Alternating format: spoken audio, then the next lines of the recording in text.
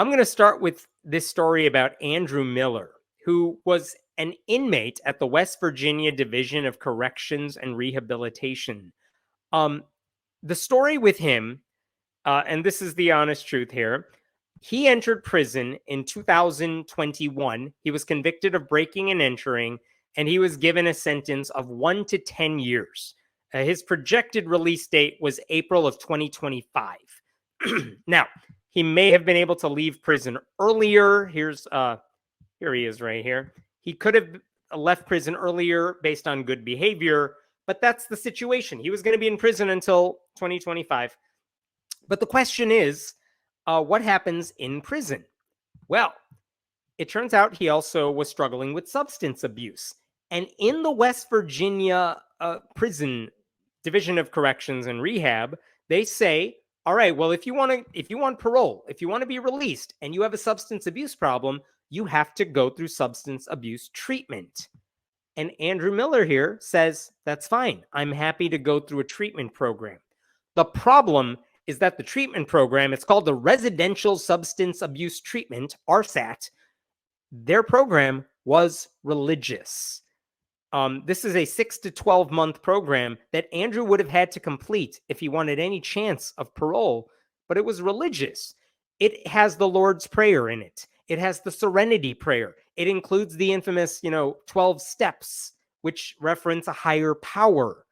Part of the handbook tells participants, for our group purpose, there is but one ultimate authority, a loving God, as he may express himself in our group conscience. Some of the homework he had to do involved telling the course leader what God means to me and what prayer means to me. And so here's the thing. Miller, who's an atheist, says, I'm trying to be honest here. I can't go through this program because I don't believe in God. But he says, I'm happy to go through any other substance abuse treatment program because there are secular ones that are options. Smart Recovery is another example. They do the same type of thing, but it's secular. So he makes that offer.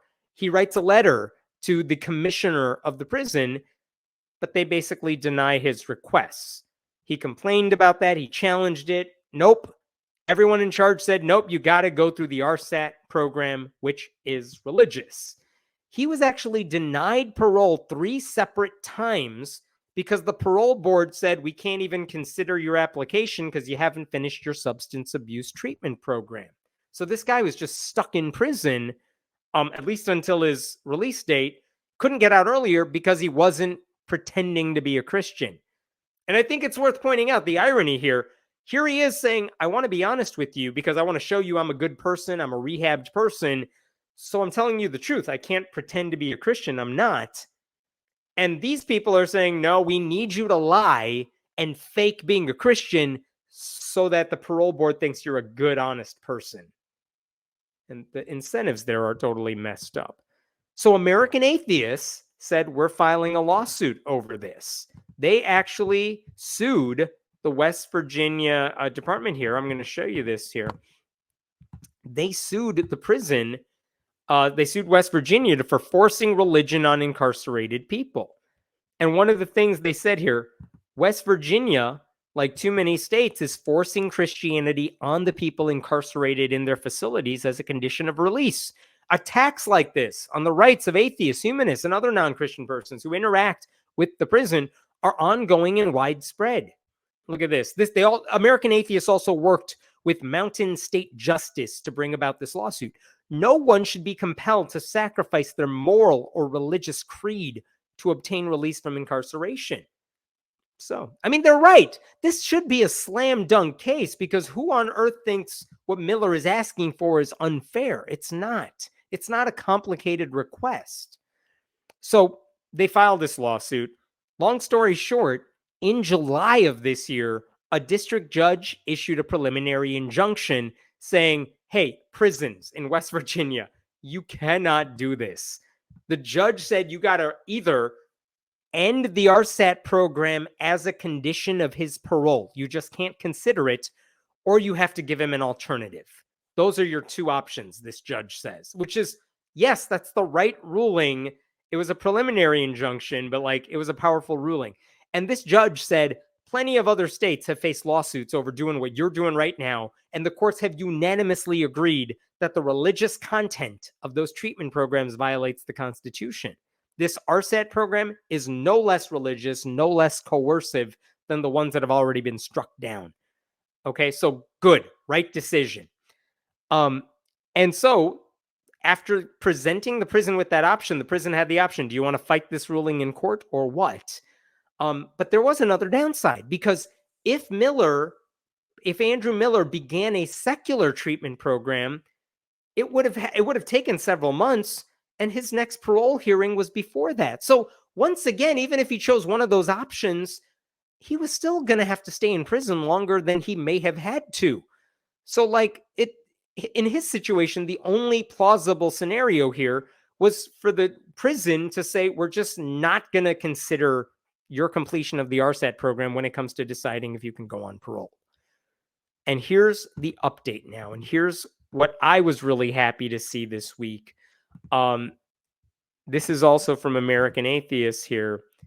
The update is that this guy has won his case. I mean, he won his case earlier, but a couple things have happened. The prison is not fighting his ruling. They're not challenging it. They accept the decision. They said he does not have to have his RSAT completion. It's no longer a condition of his parole. The parole board can decide whether or not he can go free separate from the completion of that program. And guess what? He's a free guy. I actually have this picture to share with you right here. There he is. He's free. He's back out.